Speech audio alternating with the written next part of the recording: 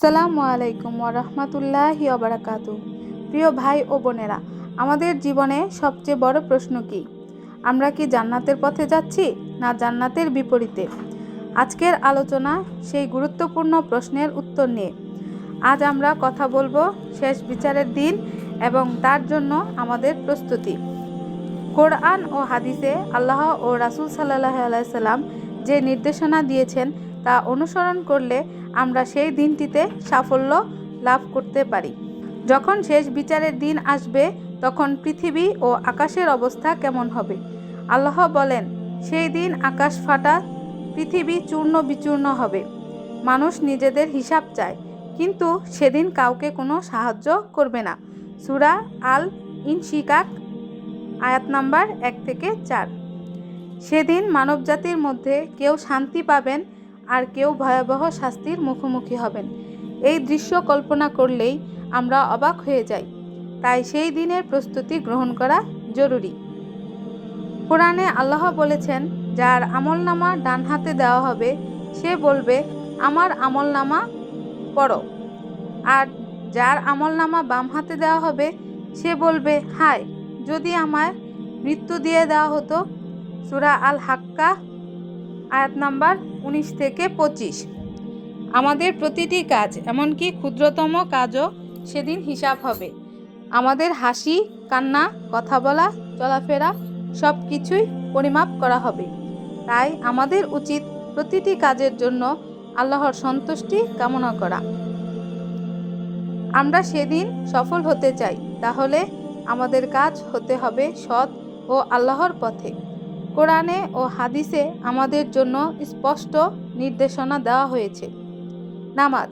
কোরআনে বলা হয়েছে, নামাজই মানুষের মধ্যে একমাত্র মাধ্যম যা তাকে আল্লাহর কাছে নিবেদিত করে। সূরা আল মুমিনুন আয়াত নাম্বার 9। দান। যারা নিজেদের ধন সম্পদ আল্লাহর পথে ব্যয় করে তাদের জন্য রয়েছে বিশাল পুরস্কার। সূরা আল ইমরান আয়াত নং 191। রোজা। রোজা আত্মশুদ্ধির জন্য গুরুত্বপূর্ণ। এটি আমাদের ইচ্ছা শক্তি এবং আত্মসম্মান বৃদ্ধি করে। সদাচরণ। রাসূলুল্লাহ সাল্লাল্লাহু আলাইহি সাল্লাম বলেছেন, তোমাদের মধ্যে উত্তম সেই ব্যক্তি যার চরিত্র সবচেয়ে উত্তম। তওবা। আল্লাহ বলেছেন, তোমরা আল্লাহর কাছে তওবা করো, তিনি তোমাদের পাপ মাফ করবেন। সূরা তওবা আয়াত নং 10। এই 5টি গুরুত্বপূর্ণ কাজের মাধ্যমে আমরা আমাদের আমলনামা সুন্দর করতে পারি। প্রত্যেক মানুষের জীবনে পাপ আছে, কিন্তু আল্লাহ অত্যন্ত দয়ালু। তিনি আমাদের তওবার মাধ্যমে ক্ষমা করতে প্রস্তুত। রাসূলুল্লাহ সাল্লাল্লাহু আলাইহি সাল্লাম বলেছেন, যে ব্যক্তি সৎভাবে তওবা করে সে এমন যেন সে কখনো পাপ করেনি। আমরা সবাই জানি যে জীবনে ভুল হতে পারে, কিন্তু সেগুলো থেকে শিক্ষা নিয়ে আল্লাহর কাছে ফিরতে হবে। আল্লাহ আমাদের তওবা গ্রহণ করেন যদি আমরা সঠিকভাবে দুঃখ প্রকাশ করি। যারা আল্লাহর পথে চলবে তাদের জন্য জান্নাতে সুন্দর পুরস্কার অপেক্ষা করছে। কোরআনে বলা হয়েছে, যারা ঈমান আনে এবং সৎ কাজ করে তাদের জন্য জান্নাত রয়েছে, যার নিচ দিয়ে নদী প্রবাহিত হয়, তারা সেখানেই চিরকাল থাকবে। সূরা আল ইমরান আয়াত নং 195। জান্নাতের সুগন্ধ, তৃপ্তি এবং শান্তি তুলনা করা যায় না। সেখানে কোনো দুঃখ বা দুঃখবোধ থাকবে না।